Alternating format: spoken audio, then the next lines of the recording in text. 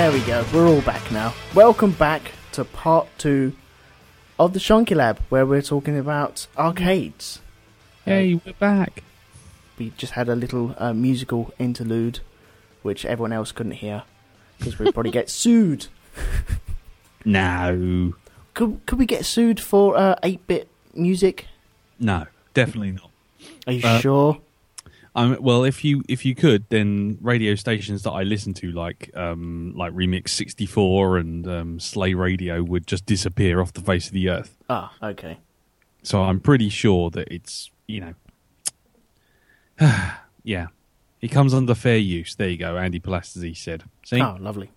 See? Okay, well, for people joining us late, this is the Shonky Lab. We're talking about arcades. This is Lee Medcalf. Hello. I am Elton McManus. You can listen to us on the Mixlr, which is mixlr.com/shonky-lab. And the players there, you can join the chat room, and you can also Skype in on us, which is Elton McManus, all one word.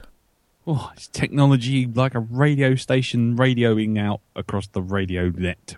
I'm spreading my wings. And in that little break, I was thinking, wouldn't it be good to have like a little Christmas gathering of everyone? What? Just on Mixlr. Just have a little happy Christmas type thing, because we're getting into that sort of festive season, and I'm sure the next time I'm recording it's going to be in December, the way things are going at the moment. A shonky Christmas lab? Yeah, why not? Wow. Yeah, I'm up for it. I mean, obviously I'm going to be reeling from the horrors of 4 weeks of Christmas on the Black Dog, but yeah. Yeah, that might be a bit too much, I suppose. Maybe just have like a Blues January instead, where we're all just grumpy as... Yeah. Yeah. Are you still eating your turkey is the name of the episode, and it'll be set in February. And we've all got to eat roses and Quality Streets while we're recording.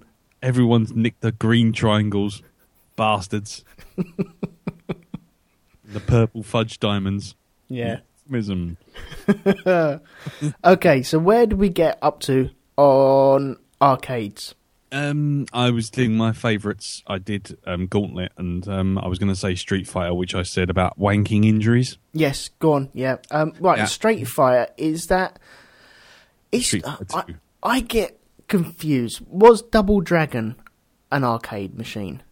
Yes, it was. It was, because that Street Fighter is a totally different game to Double Dragon, isn't it? Yes, it is. I prefer the Double Dragon games. Oh, get out. Yeah, I do. Really? Yeah. I love Double Dragon.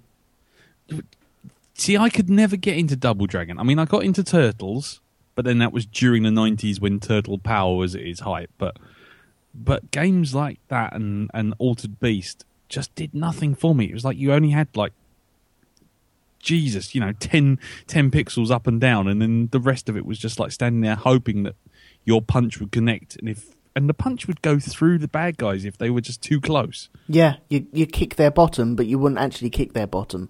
No, exactly. Oh, and everyone's getting cross at me for not liking Double Dragon. Oh, dear, oh dear. Sorry, listeners. I'll just drink me drink. Badger Sprite on the chat room says Double Dragon has reminded him of Golden Axe. The only time we could play it was when the fair came to town. Wow. When do fairs still come to town? Yes. I mean, maybe not in your neck of the woods. No, they do. Yeah. Oh, okay. You get little arcades, little open air arcades. You don't tend to get the arcades in the sort of big sort of they did in the 80s.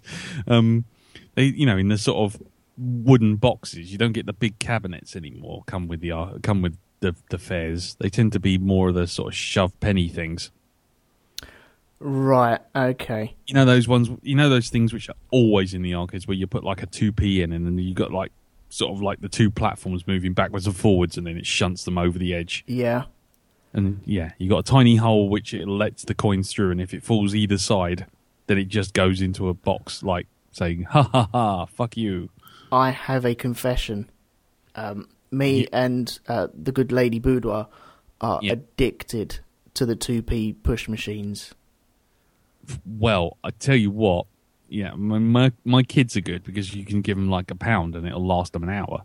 But there's a TV show, it's actually a game show based on that now, called It's called Tipping Point, where you actually answer questions, Right. and if every question you answer right, you get a coin to shove in one of those machines. Really? Yeah, and then what happens is every time a coin goes over the edge, you get £50. Is this like a new TV show? Yeah, well, trust me, a year's worth of unemployment and lazy freelancing has told me this thing exists. It's taught me this thing exists. I thought you was going to go down the road of, Japanese people get pushed into a machine and they're pushed off the edge, and then another bumper pushes them off and they fall into a big coin slot. No. I mean, as Doreen Crafter was just saying on the Mixlr chat, she said, did they make a quiz program based around the 2B game? And it's called Tipping Point, with a guy called Ben Shepherd, and it's on every day at 4:00 on ITV. Oh, I'm going to have to go sick. Yeah, I think it's 4:00 or 5:00, and it's weirdly addictive. It's because you sit there and you go, firstly you feel superior to the idiots who are answering the question, and then on top of that, they're answering the questions, and you're going, no, I would have had 4 coins in the bank by now to put in that machine, and then right at the end, whoever gets to the very end, they put a big coin in there. And thank you very much, Lee Medcalf's nemesis. Some of us work at 4. Yeah, fine. But they put a coin in which is extra large, and it's got a star on it. And if the star goes over, if you manage to push it from the top shelf to the bottom shelf and then out in a possible 12 coins, then you get 10 grand. Bloody hell! Yeah, it's really good. You should check it out. It's probably on ITV Player. Yeah. I will. I think I might Sky Plus it or something like that, because Tipping Point. I don't want to get into game shows, because that's like another topic where I can talk for an hour on that sort of stuff, because Going for Gold is like the greatest one ever. Hans Zimmer made the theme tune for that. Did he? Yeah. Oh, there was no. No, it was probably his early days. Right. Okay. But no, it was no. I've become lazy at home man, but I won't be for very much longer. But yeah, Tipping Point, and there's Tipping Point, and straight after that is Pointless. You get right, fine, and then after that you got Eggheads. I don't like Pointless. Everyone likes Pointless. I don't like Pointless. Oh, well, you're just wrong. But we'll talk about that in another game show thing. Yeah. Well, Tipping Point is not as bad as Deal or No Deal, Doreen. Deal or No Deal is the devil's box game, where you just sit there and say, oh, I'm so attached to that person over there, box number 5, will you have a 1p in there for me? While Noel Edmonds looks at you and goes, now I'm pretending to answer this phone, and it's coming from a banker, and I'm going to use it as a good excuse to insult you to your face, because honey, you're a greedy fucker. The banker says you're a tosser. Now, he's going to offer you nothing. Right, okay, let's save this for the game show episode. Yep. But anyway, yes, you said about cabinets that you liked. So we had Street Fighter, and the only one was the Star Wars Vector arcade game. Okay. Because I think I've played this. This was a huge machine. From my recollection, it was a huge machine, and the graphics were line drawings. That's right. It was like a green wireframe. Green wireframes, and you had a little steering wheel, and you used to tip. You had the handles which you could tip forward and back, so it made it go up and down. And then you had the steering wheel turn left and right, made it move left and right. So you had this kind of weird, sort of rolling your hands kind of thing to make it roll left and right. And you had triggers. Yeah. Would fire the laser beams from the corners of your X-wing, and then the back buttons on the back of the handles would fire the torpedoes. So I can't remember any of that. And it was literally black and green, and it would play the whole of the Death Star attack. Because it would simulate you dropping into the trench as well. Yeah, and very much like the film, but with just in line drawings. Yeah, in badly done line drawings, because it was literally just a circle with another circle and possibly a line across the middle. It was literally that basic. And you got the this really bad soundbite of Wedge going, "Look at the size of that thing!" That sort of thing, and you dive towards it, and the music would go do do do do do do do do do, because that was about all they could get on the sim, on the machine. Funny enough, I think I played that in Danson Park. Right? Oh, God, blimey! When in inverted commas, the carnival came to town. Make it sound like when all the carnies would just appear out of nowhere, there would be an arcade game. Well, whenever I say that, all my vision goes sepia for some reason. I don't know why. Little scratches across your eyes. Everyone's walking really kind of fast, like someone's not cranking it fast, not cranking the video properly. Oh dear! But yeah, I swear it was Danson Park that I've played that. I've only ever done it once. I was only ever allowed on it, and once the credit was gone, that was it. I was out because it was far too expensive. Because I think when I played it, it was the most expensive game in the place. Yeah, it was a proper. That was 50p, and that gave you 1 credit, and not like the one that you were talking about before, where you had to do more money to go to the next level. But it was like. It was one of those games where if you were unlucky, someone had set it on hard before turning the bloody thing on, and so you had like a shield bar which allowed you to take 4 hits, and the TIE fighters would zoom around and fire bullets at you, just like Operation Wolf. You had to shoot the bullets down. If they hit you, the screen would go red, and that'd be the end of it. You lose a shield, and that was. It was like you were constantly just blasting in every direction, not necessarily at the bad guys, because you were just trying to stop the fucking bullets all the time. And, so you had the TIE fighter sequence, then you'd dive to the planet's surface, and you'd have to blow up so many towers. And then once the towers were gone, it would spin, and you'd go straight into a trench.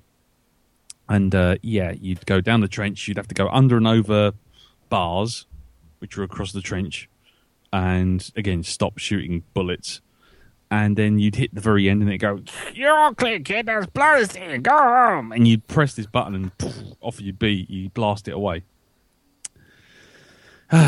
Dear. Yeah, I didn't get that far in it. I think I must have curbed my it's like the equivalent of scraping your alloys in your X-Wing fighter.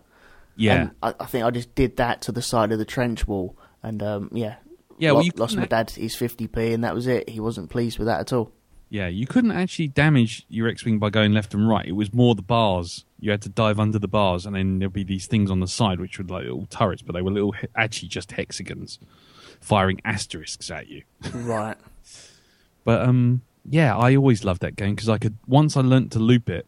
That was it. I would sit in there for hours being a Star Wars nerd because the music would sound as good as I could ever imagine at the time. It was like,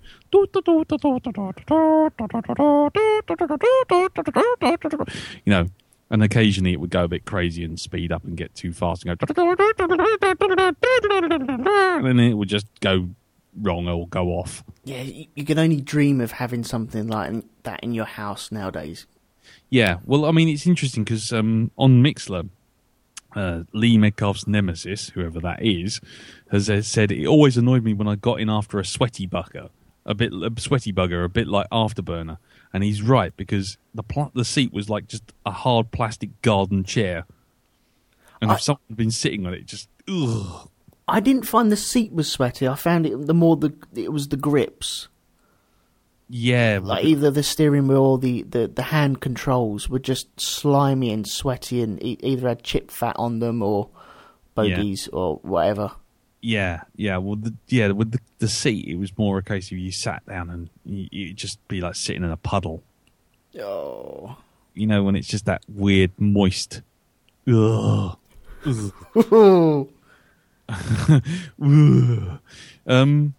But anyway. Actually, I was going to ask you something. Yep.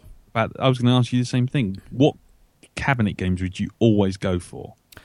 Okay, well, when I went on holiday, I made a beeline to this RoboCop cabinet, and one reason was we were only given a couple of pounds to play, and that was it. That was your total for the day. Once you spent it, you spent it, and then you spent the rest of the day just lurking around the arcade machine, hoping that 10p would fall out of these push machines.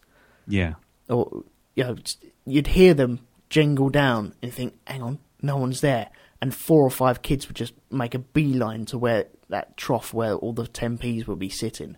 Yeah. Think, oh, you fucking bastard, you beat me to it. But I'd always make a beeline to the RoboCop one because it was 10p and I could get my money's worth. And I could get quite far in the game. And I also enjoyed the game as well. What other one would I make a beeline to? Operation Wolf was there, but that was a bit more expensive. But that had the cabinet where... Because there's a couple of these cabinets where you can either sit in the car and shoot, or you just stand there and the guns are connected to the cabinet itself. Yes. You can just move them up and down, left and right, a little bit. There's not much moving on them things. No. There was... Because otherwise you'd bump into each other. But then there was always that problem of there's a little gap in the middle of the screen where if the bad guy popped up in the middle of the screen and fired, you had about 4 frames to get him before it got so close that your gun just completely missed it. Yeah, but talking about that, I remember the little red button for the grenades that was on the gun. Oh yeah, and you had to hold it like a gun, and if you had any grenades, you press a little red button on the side with your thumb. Yeah, and it's just the feel of these sort of things. I know you have these sort of arcade machines where you press a pedal and then you duck behind something and you've got the gun in your hand. And that's Time Crisis. Is that Time Crisis? Right, okay. Couldn't stand that game. Couldn't stand that at all. I hate it with a passion. Why? Because especially Time Crisis 2, when the gun actually started to do the recoil action and everything. It's amazing. See, I've never played the second one. I've played the first one, and... the amount of times I've played that first level in the airport and then you get all the bugs heading towards you on the floor. And the what? The bugs head? No, the bugs. You have lots of little spiders heading towards you and they're on the roof and ceiling and on the floor. And you have to shoot them. Are you sure that's not House of the Dead? No, this is Time Crisis. Because Time Crisis had a bug sequence, but that was Time Crisis 3 when someone sort of like a man just sort of dissolves into 1,000 bugs and they all just go flying all over the place. You have to get a shotgun version and blow them all away. Oh, maybe I'm thinking of that then. Because that sucked. But yeah. Yeah, because I never really enjoyed them games. I think it was just because I wasn't very good at them. But I was partial to the side-scrolling arcade machines. And the big one that I spent huge amounts of money, it wasn't in an arcade machine, arcade per se, but it was down the Chippy, down the Green, which where I used to live. And it was called Shinobi. Ah, the samurai, the ninja one. I flipping loved that game. I spent so many pounds in that. It was ridiculous, and it got so popular between all of the guys, or everyone that used to hang around the Green. It got so popular that people couldn't get into the chip shop to buy chips because there were so many people waiting to play that game or hanging around the arcade machine to play that game. And it was just it was a 2-player game. You had either a black ninja or a blue ninja, I think it was. Yeah, and it was just a side-scrolling. It was just perfect. You had these little missions in between levels where you had to throw in stars and kill all the ninjas jumping towards you. Yeah. And the amount of button bashing that we went through on that, that was one of the perfect games that I ever played. Well, they tried to recreate that a couple of times, didn't they? With things like Green Beret. Did you ever play that? Mm-hmm. Which they then translated into... That was the first arcade game that I saw translated onto a home computer. But never quite perfectly. No. the Spectrum one had colours that were so contrasty that they burnt your retinas out after about 5 minutes, and the 64 one just looked like someone had thrown Lego at your face. But yeah, Green Beret was the closest I got to that kind of thing. And what was the other one? Was it Grisor? No, Ikari Warriors. Do you remember that? No, I don't know. Ikari Warriors was kind of like two Rambo-y type guys kind of running along shooting things as per normal, but then every now and again the game would sort of cut to a different perspective where you're actually behind them looking down into a corridor. Okay. And you're running left and right behind a wall, but you're still like little sprites, but you're, sort of, and these things are coming out at you. And it was like, oh my word. Oh, it was like 3D. There's something coming out at you. It was just, yeah. Weird. Yeah. Carry on. No, almost game changers. See, that was an annoying thing about these arcade adaptions where they tried to pull them over to, let's say, the Amiga 500 and, Spectrums and stuff like that. And they never got it quite right. Like the Shinobi one, I bought that on the premise that it looked exactly the same. Now, I missed the days of going into a shop, looking at video games, flipping the box over to find out what the graphics look like. Because nowadays, the graphics are just the graphics now, aren't they? Yeah. Pretty much bog standard. If it's not really, really good, then you're not going to go anywhere near it. Yeah. But looking at the graphics and going, okay, that's close enough. I'm hoping the gameplay will be exactly the same. And it never was. Never was. And I was never more disappointed than when I bought Turtles for the Amiga 500, thinking I was getting the arcade version. But it actually says the arcade version in very tiny text on the back of the box when it shows you the picture. Right. Fooled again. And yet, somehow I ended up walking through sewers and, dancing over people throwing stuff at me. It's just not the same game. No, it was terrible. It was like, was it RoboCop on the Amiga was actually based on RoboCop 3, and it was kind of this weird sort of first-person shooter, but it moved at like 4 frames a second. And you're sitting there going, no, I want an arcade game with a little chunky RoboCop walking backwards and forwards. not looking out of his eyes for a film that I don't like with a flying robot ninja. Oh, God. You just saying RoboCop then. I remember now, whenever you used to complete a level on the arcade version of RoboCop, he'd twirl his gun and then pop it back in his leg. Yeah. Because that was most amazing graphics of watching his leg come apart and then the gun come out and then close up. And you think, oh my God, that's actually RoboCop there. Yeah, that's like a real film. Wow. It doesn't get any better than this, does it? No. Well, funny enough, sorry to just jump off the subject a little bit, but I just seen on the Mixlr thing, Sean mentioned about Dragon's Lair, and I mentioned in reply Space Ace. Did you see either of those games? I don't recognise them. Guys, like movies again, isn't it? No, I haven't seen that one, no. It's fine. Well, there's so many arcades that some you either saw because you always went to the arcades, or there was some you just never saw or heard of ever. But it's like cartoon, like an actual cartoon.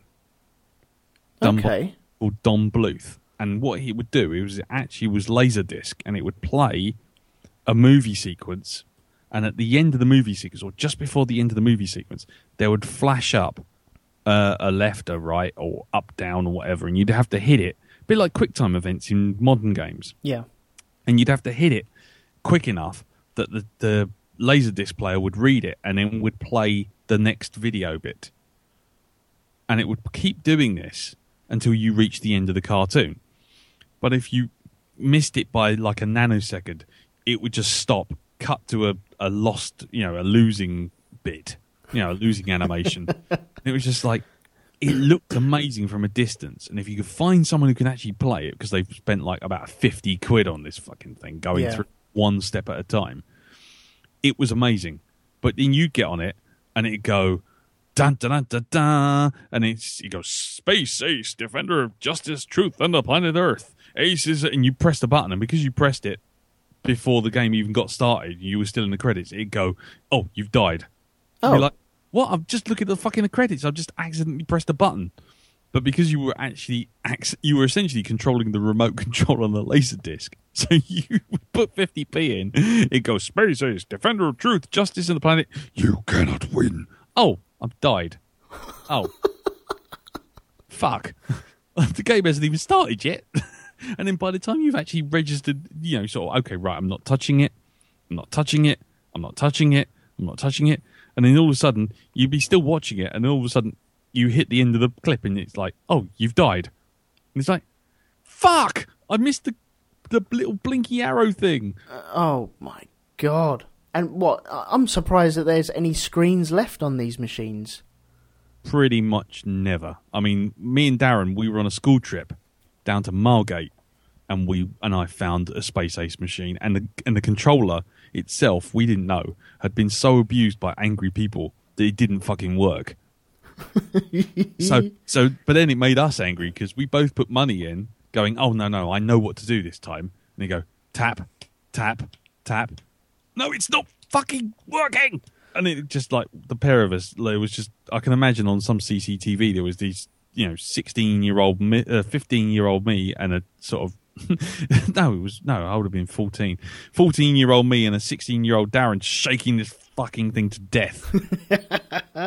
See, if you went to an arcade, let's say, like, when I went on holiday, there were arcades where certain buttons didn't work. And you got to know them pretty quickly because you were able to get into games with other people.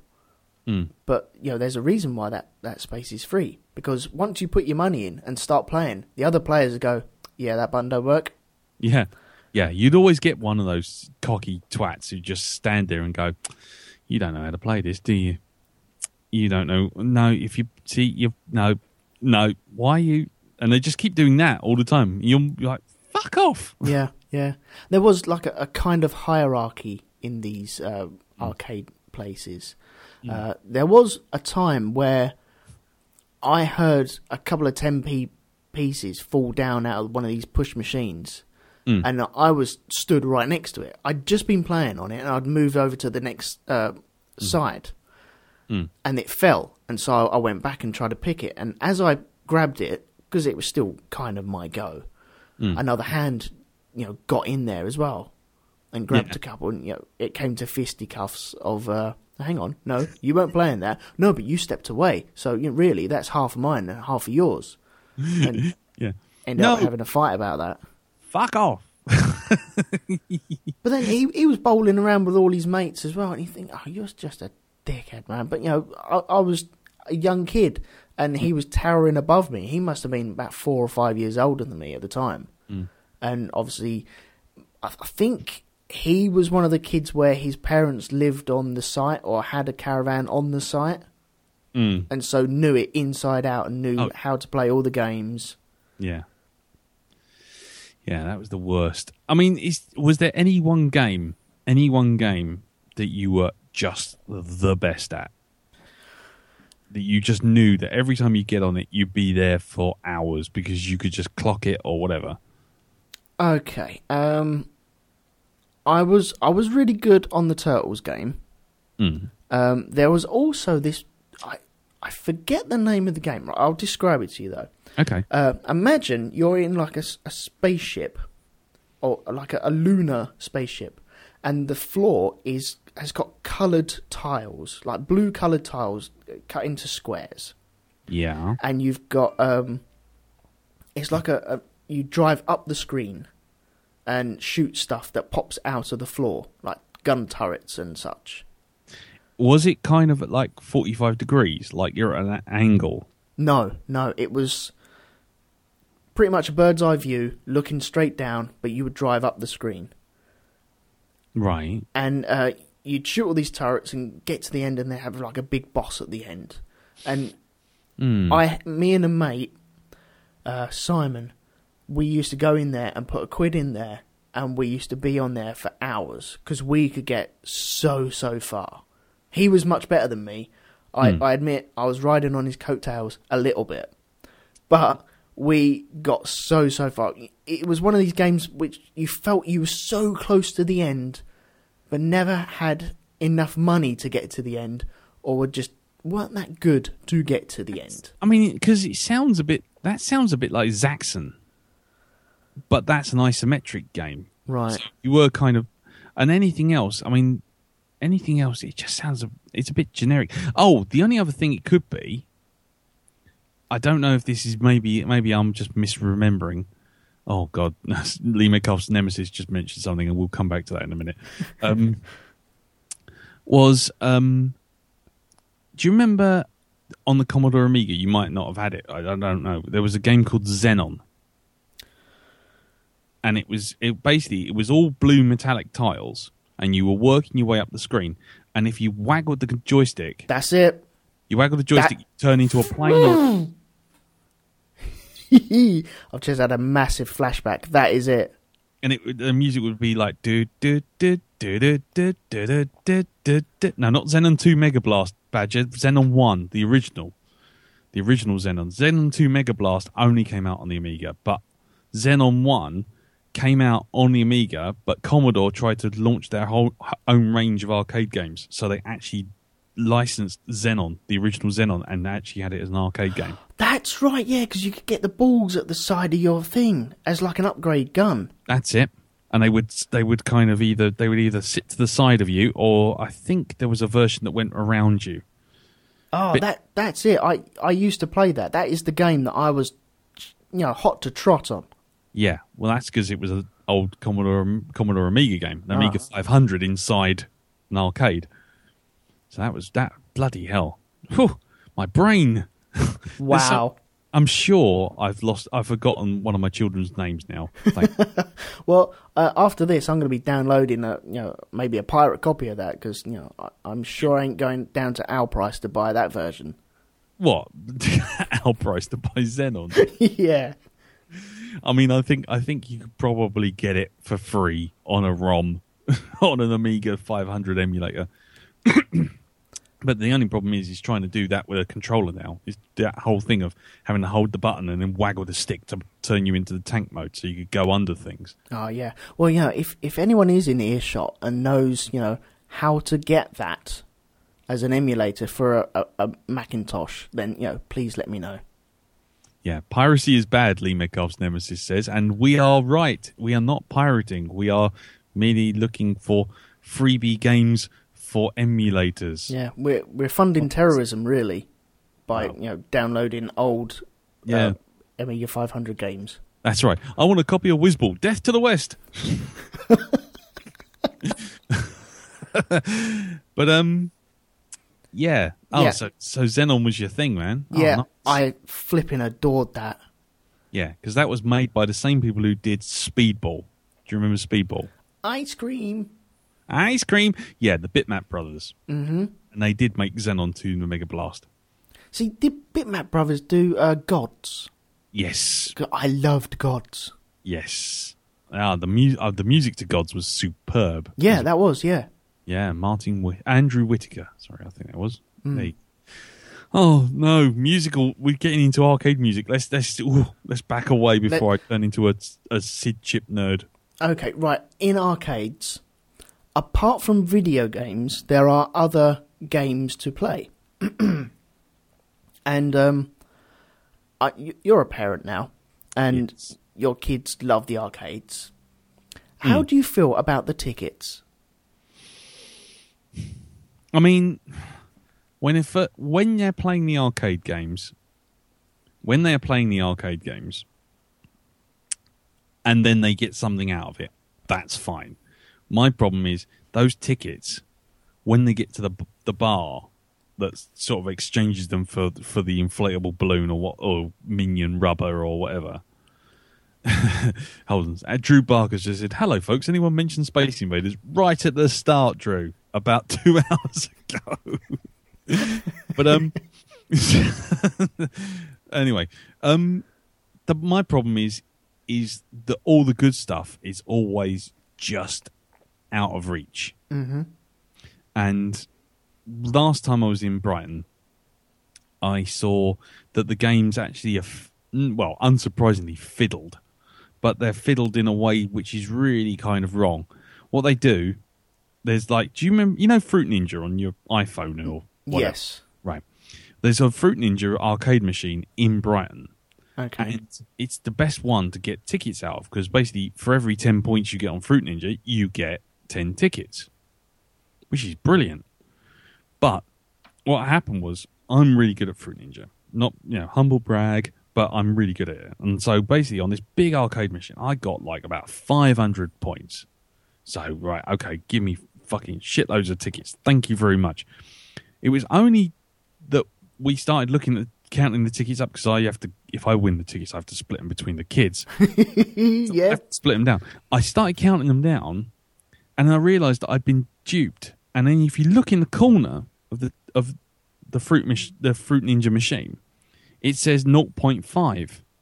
And what it is when you get large amounts of tickets coming out of a machine, what they do is they actually give you half the amount of tickets. Oh, so they devalue them. They devalue them. So basically, if you say, for example, 10 tickets for 10 points, 500 tickets, I should get 500 points, shouldn't I? But they set it to 0.5, so you get 250. But you get so many come out, you're sitting there going, well, I'm not going to count them. Fuck it. I've got a big handful of tickets. Thanks. But what actually is happening is you're not getting enough. Bastards. And, and it doesn't really matter. You're walking around with 250 fucking tons of reused, recycled pink paper that doesn't mean anything. But it's still one of those things. I just don't like the fact that you suddenly find yourself going, okay, right, fine. Give me another £1. I'll go to Fruit Ninja. I'll get you another 500 tickets. And then you can buy the fucking fluffy Stuart from Minions or whatever. And it's like, actually, you just think about it. You think, well, actually, I've just done about 10 quid. I could have gone and bought one from a shop. Yep. Yes. See, this is the problem I have with it. I'm very much like in your position where if you win some, then you have to split them between the two. And the problem I find is if I was giving the kids money and they were playing video games and entertaining themselves and enjoying themselves, that's fine. But when it becomes about collecting tickets, it takes on a different turn, because now you can see it's a for-profit type thing. Yeah. And when you have machines where they just dish out tickets for your skill on if you can get a tap a button when a light is illuminated, and for a fact that it's not quite within tolerance. Yeah. Yes. There are tolerances where they are like, you're never going to win this thing. And then it becomes about getting as many tickets as you can. And then that's where the problem starts, because like you said, you could just go down to the shop and buy that thing, the funny fuzzy eyes that they really want, or the glow sticks. Yeah. And exactly. It becomes annoying, and I don't like it about that. But when when I was a lad, tickets weren't there. No, but as Jack Woodgate just brought up, there it was, and there still is, those stupid fucking crane things, which the grabbers nobbled. I know a person who works taking the money out of them. Yeah. And yes, they can nobble them, so they're not nobbled, but they're like any like fruit machine or arcade game. They have a certain payout that they have to adhere to, and so they will sit there and just drop every single time until, let's say, the 50th time. Then it will pick up the prize and drop it, and you will win. So they are programmed to win. It's just whether you get lucky on that turn that it picks up. And that is on the clause. And I didn't even think that would happen. But yes, it's all pre-programmed. Yeah.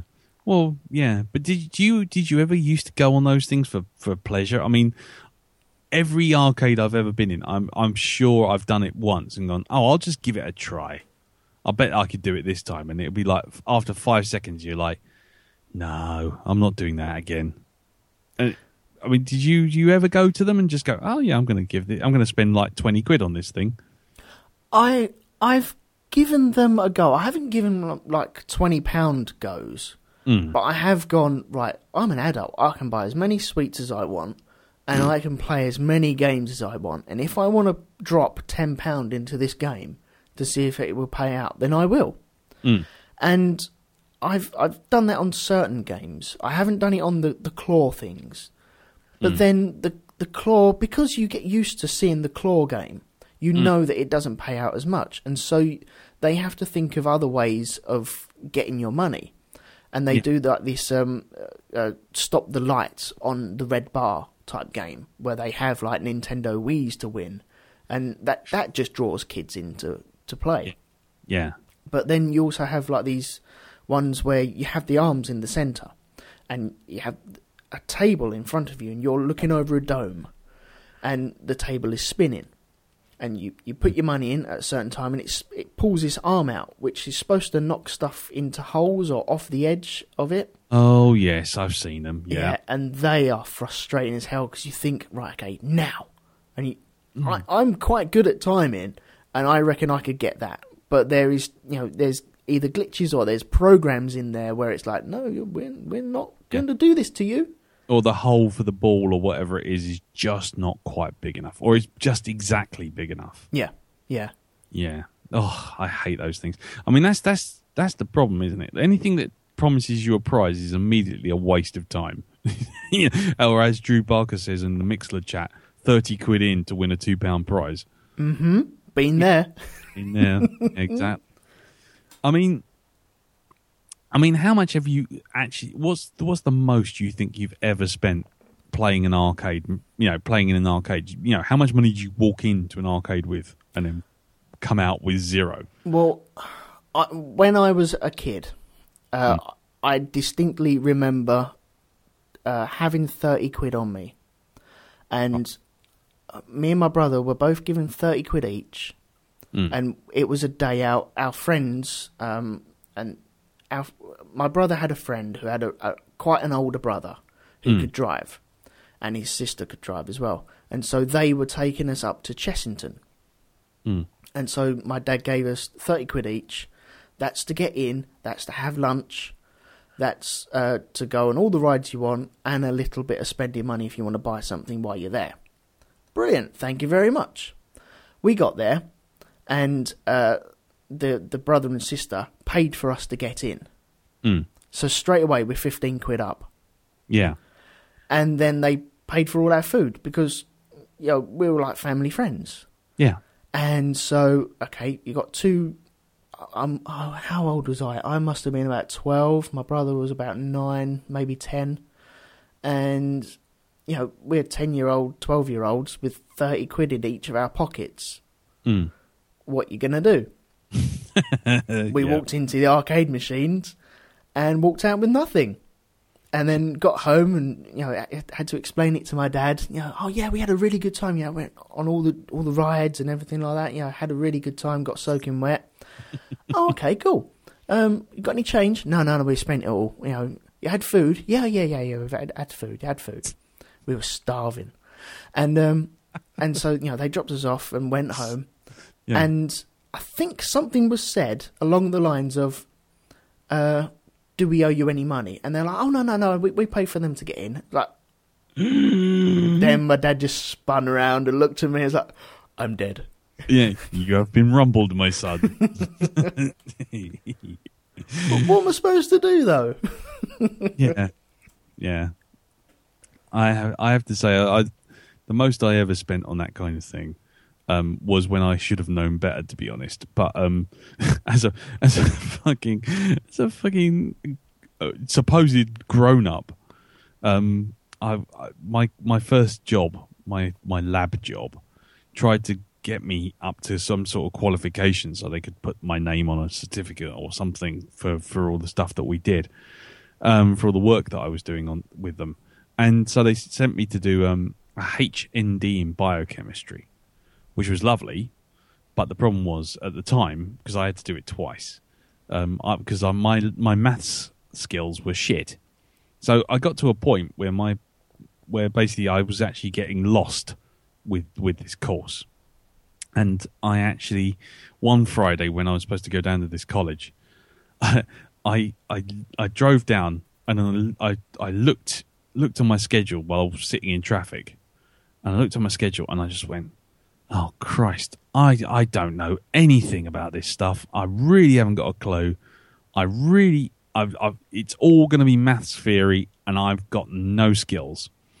So I drove down, and I was supposed to go to Maidstone for this college. I drove down, and I just got about halfway down, and I just thought, I've got 40 quid in my pocket. Okay. And I just kept driving, and I went straight past the college, and I drove all the way down to Margate, and I spent all 40 quid just in an arcade in Margate for that day. As a grown-up, standing there going, I don't want to go back to the college. I don't want to go back to the college. This is the worst day of my life. Sitting there playing Nemesis, which is kind of like, it's loud. It's, it's so fucking old that, the screen's barely got any colour in it. the controllers are kind of falling off. And, yeah, a couple of months later, I had to fess up to the fact that I failed, and then they had to send me on a maths course and then send me again to do the whole thing, the whole course over again.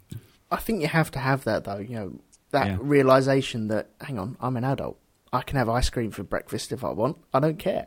Yeah, I'm going to have cornflakes for dinner, and I'm going to sit in my pants and eat pizza for breakfast. Yeah. Yeah. But it's still quite a sad sight, because it was like that was suddenly my go-to, going down to Margate with my pay packet on my own, just to sort of trudge up and down these arcades. Oh man, there's nothing sadder than empty arcades. Oh god, yeah, it's the loneliest place in town, isn't it? Yeah, there certainly was. It's like Friday morning. There's a person doing the hoovering, sucking all the moisture out of the carpet from the day before. Yeah. Okay, right, we've got another 12 minutes left on this Mixlr slot. Hey. Any disappointments? What's your biggest disappointment in arcades? Biggest disappointment was what was the one where I sat there and went, yes, this is going to be great. I think it was one called Rampage. Do you remember a game called Rampage? Where it was a 4-player game, and you could either be a giant lizard like Godzilla, a giant monkey like King Kong, or I can't remember what the third one was. I think it was a giant wolf. Okay. Rampage. I'm going to have to have a look. Sean McGowan's just leapt in going, they're making a Rampage movie. And the idea was you had like 5 buildings or 10 buildings on this screen. The screen wouldn't scroll, wouldn't do anything. And what you were supposed to do was, as your big Godzilla monster, you'd walk along to the building and you'd climb up the building, and you literally had to punch. Just hit the button. And every time you hit the button, you punch the building. Yep. The building would get so much damage and then would collapse. And if someone poked their head out the window and you punched the window as you did it, your monster would grab them and eat them. And I thought, that's going to be absolutely brilliant.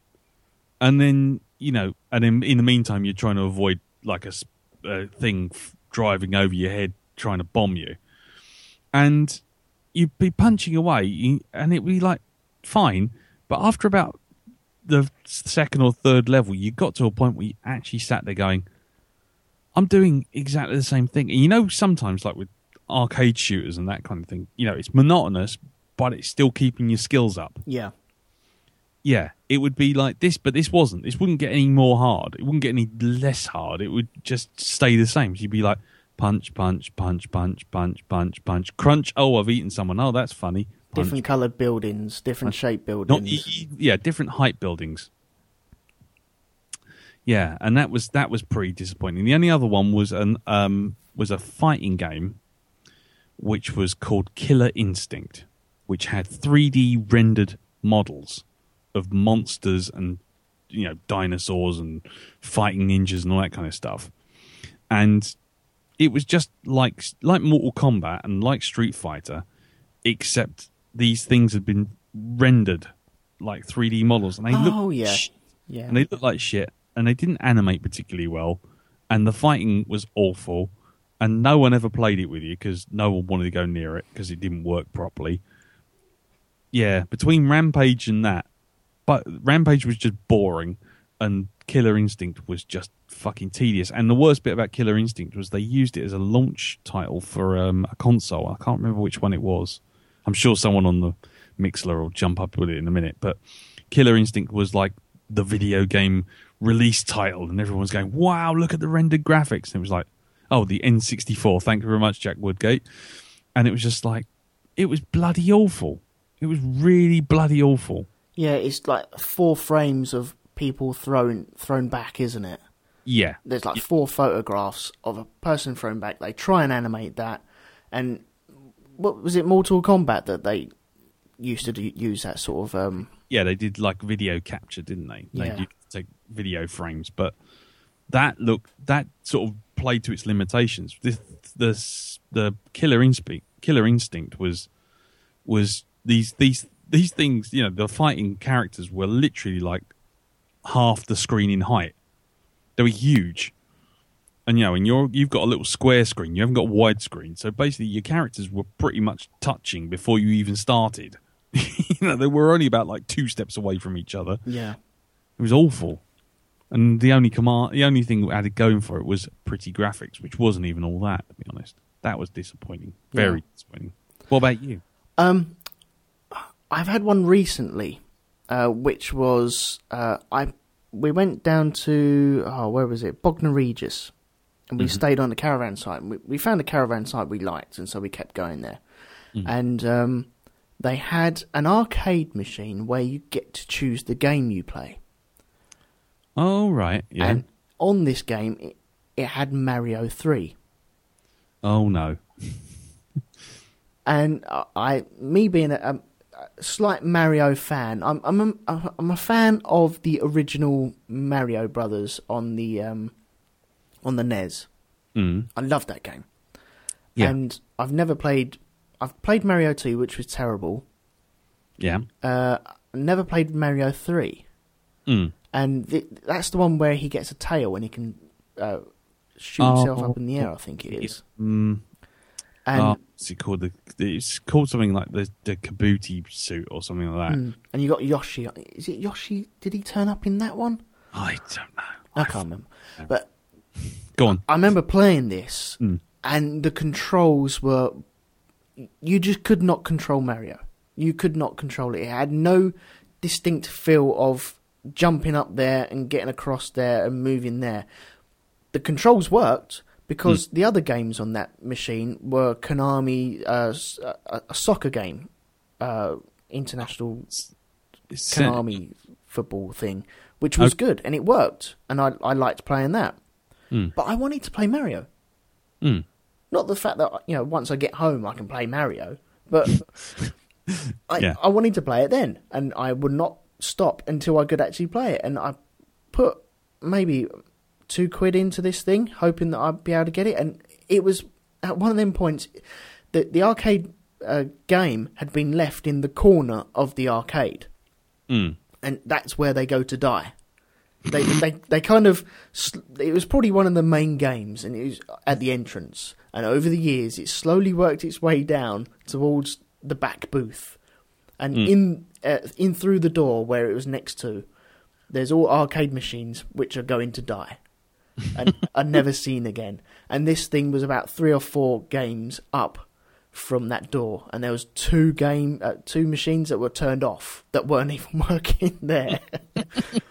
And I enjoyed playing the football on it, but the Mario was just so disappointing. I couldn't control him, you know, for love nor money. It was so disappointing, to the point where I left maybe £1.50 in there. I told Kimmy to have a go of it. She had a little go. Was like, no, and walked off. And there was money in there, and we left it for an hour, and there was still money in there because nobody would venture down that end of the arcade. No, there is a kind of weird no man's land, sort of Mad Max style in an arcade, isn't there? Where you kind of, once you get past the person handing out the change, you know it's either fruit machines or just shit that no one wants to play. Yeah, that's where it was. Yeah, exactly. Oh, jeez. See?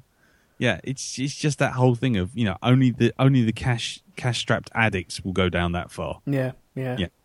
But me being the dad, thinking, yeah, I can go do this.